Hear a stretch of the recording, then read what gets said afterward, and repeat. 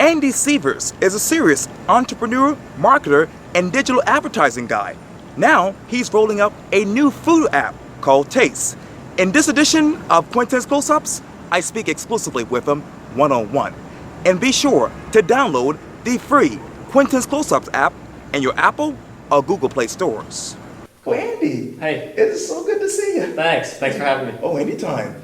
You know, I want to take it to the top because a press release from Marble sent to me via email says this: serial entrepreneur and Charleston resident Andy Seavers is launching a brand new app today, Taste, which is also based in Charleston. Obviously, I understand that you're an entrepreneur, a product manager, and a marketer. Mm-hmm. But tell me, who else is Andy Seavers these days? Well, I'm an adventurer. My wife and I, we moved to Charleston 4 months ago, and we're just loving the beach and going out in the water and anything outside. But yeah, we started Taste a few months ago and launched last Thursday, and we've been seeing a lot of exciting things happening since then. Let me take you to that press release because it went on to say this quote: here's how it works. Instead of giving a restaurant, coffee shop, or bar an ambiguous 1 to 5 star review, users get one favorite in each category in their city. Mm-hmm. And the app ranks the top 10 favorite places. Become a tastemaker by checking in at each location to increase the value of your opinion. Hungry folks rejoice. No more sodium to bias negative reviews, i.e., the food was amazing, except the waiter looked at me funny, 1 star. I've seen a lot of those. Mm-hmm. I'm curious, why Taste, why now? The co-founders and I have 2 co-founders in Nashville, and we were all looking for the best places to go. And what we found is when we went to Yelp and Google and other review sites, the reviews were talking us out of places. Places we had been many times, had great experiences at, maybe even the best places, but all it would take is one negative review for us to say, well, maybe we don't want to go there.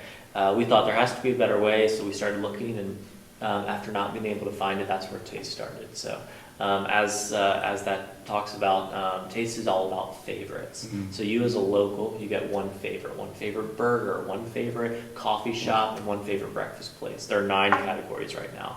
And what is created is a list of the truly best places from locals. Mm-hmm. And then the best part is the more you go out, so the more you check in at restaurants, at different restaurants, the more your taste grows. That's where the word taste comes from. And the more your opinion should matter. So if you've been to 10 burger places in Charleston, well, you know the burger scene. Right. So you should, your opinion should be weighted more in the list of what's truly the best places. So just as that said, we removed reviews, we removed 5-star ratings. We focused just on what are the top, what are the best places to eat in your city. I'm in the restaurant business. I see all those reviews all the time. And I'm wondering, when you walk around Charleston and talk to many of the restaurant general managers and owners, what are they telling you in your mind? Oh, they're so tired of having to constantly monitor Yelp for good and bad reviews. Yeah. They ask their customers, hey, if you've had a good experience, go give us a review, but that can be a little bit of an awkward exchange, right? Those customers came to the restaurant for a service, for the food, for whatever it was, not to be asked to do something in return, right? And Taste is different. It's an easier exchange first off. So they say, hey, is this your favorite place? Or they probably know if this person's at this coffee shop every day, it's a good chance this is their favorite coffee shop. And it's an easy just, hey, Taste helps people find the best places. And we're trying to get bumped up the list. Is this your favorite? If so, let us know. If not, that's okay too. But thanks for coming, and thanks for being part of our coffee scene in the city. And speaking of reviews, in the press release it says this, and I'm going back to it. It says, quote, no more sodium to bias negative reviews. In generalities, what are the most biased and negative reviews you've seen when it comes to the restaurants in general?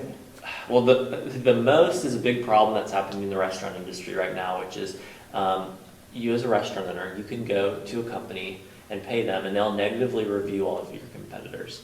So they'll create fake accounts, they'll create Facebook accounts behind it to try and validate it, and they'll go on and negatively review competitors. So now when you're on Yelp or Google or whatever it is, TripAdvisor, any of them, you could be reading a negatively review created by just some company who was paid to write that negative review. And talk about a low thing to do in the industry, right? I mean, we're just trying to figure out where to go eat. Right. I don't need it complicated by these fake people giving me telling me terrible things about this restaurant. And then in general, I mean, no restaurant's perfect, right? I mean, we've all been to our favorite restaurant and had a less than perfect experience in one way or another. Right. But it's not our favorite because we went there one time. Or I mean, it really, if you have experience in burgers, if you've been to 10 places, that top burger place is the one that you've had the overall best experience at. That could be from the burger,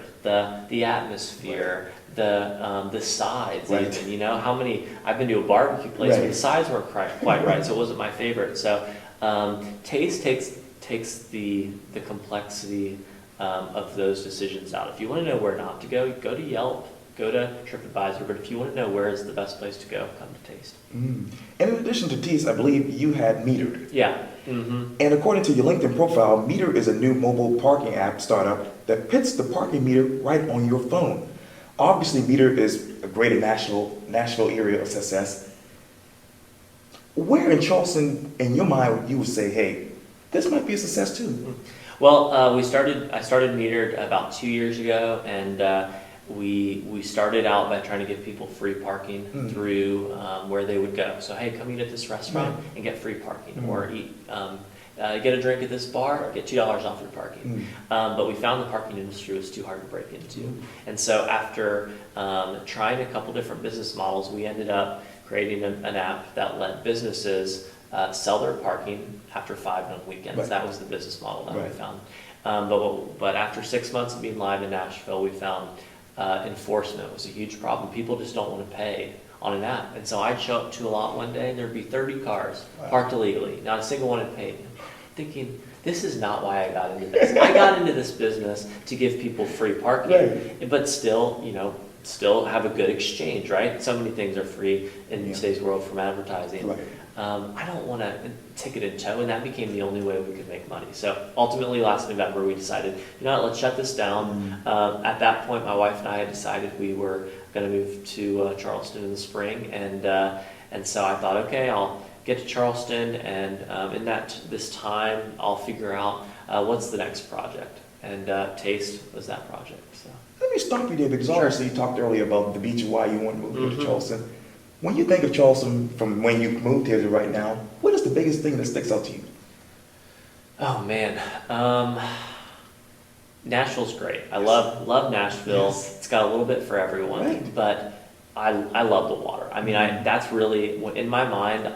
Charleston seems like this vacation that you can go live at, right? Right.